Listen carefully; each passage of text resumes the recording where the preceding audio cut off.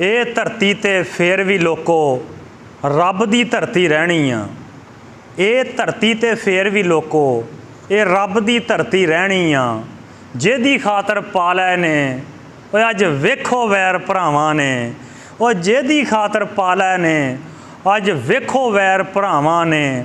ਤੇ ਬਾਪ ਦੀ ਇਹ ਮਈਅਤ ਉਹ ਬੀਬਾ ਰਲ ਕੇ ਸਾਂਭ ਲਵੋ। ਬਾਪ ਦੀ ਇਹ ਮਈਅਤ ਉਹ ਰਲ ਕੇ ਬੀਬਾ ਸਾਂਭ ਲਵੋ। ਤੇ ਬਾਪ ਤੇ ਉਹ ਦਰਖਤ ਹੈ ਲੋਕੋ ਜਿਹਦੀਆਂ ਗੂੜੀਆਂ ਛਾਵਾਂ ਨੇ। ਉਹ ਬਾਪ ਤੇ ਉਹ ਦਰਖਤ ਹੈ ਲੋਕੋ ਜਿਹਦੀਆਂ ਗੂੜੀਆਂ ਛਾਵਾਂ ਨੇ। ਅੱਜ मैं बड़े दुखी दिल नाल बड़े सदमे नाल एक चीज़ तुहाडे नाल शेयर कर रहा कि जिहड़ी साडे घर घर दी कहानी बन गई आ।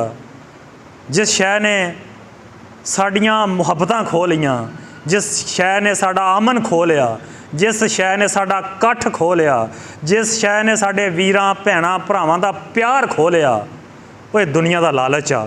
दुनिया की जमीन आ, घर वा, जायदादा वा, हाथियां दे रौले आ, किहड़ियां मुसीबतां वा। ये धरती तो असीं लड़ी जाने जिहड़ी फिर भी रब दी रहनी आ। कुरान पाक चल्ला ने कहा जो जमीन आसमान दे विच आ उहदा मालक मैं रब्बुल आलमीन आ। ये शैवां आपां नूं वक्ती तौर पर आरजी तौर पर इस्तेमाल वास्ते मिलियां वा। किसी भी शै दा हकीकी दावा ना करिओ जो कि तुसीं उहदे मालक हाँ। अगर तुसीं उहदे मालक हुंदे ते उहदा इंतकाल क्यों हुंदा। जिहड़ी शै तुहाडे नामों लै जानी आ वो तुहाडी किवें आ। ये किवें हो सकदा कि अल्लाह दी ज़ात तुहानूं कोई शै अता कर देवे उस तो बाद तुहाडे नाम तो लै जावे। ये किवें हो सकदा वा। वो बंदा मैयत मगरों जांदा वा, वो विरासत पहले बन जांदी आ।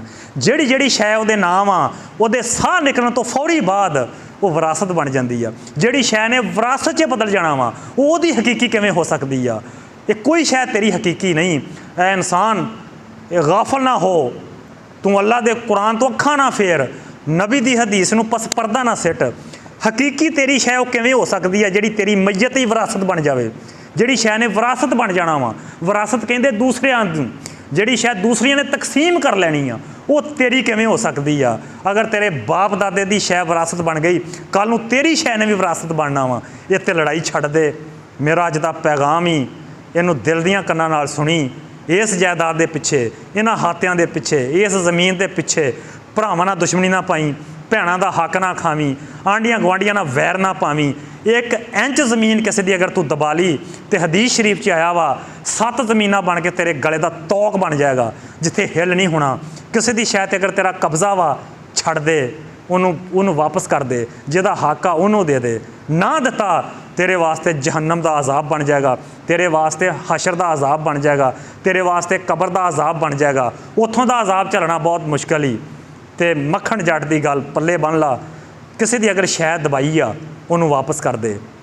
तो इसी गल ते मैं दुआ करदा वां कि जदों कोई इंसान दुनिया तो जावे वो मकरूज़ ना होवे, किसी का हक दबाउण वाला ना होवे, उहदे ज़ुम्मे किसी की चुगली बखीली गीबत झूठ ना होवे, पाक साफ हो के इस दुनिया तो जावे। फिर ही होवांगे जे जींदी जाने जिहदा हक आ उहनूं दे दिओ, जिहदा हक आ उह तक पहुँचदा कर दो।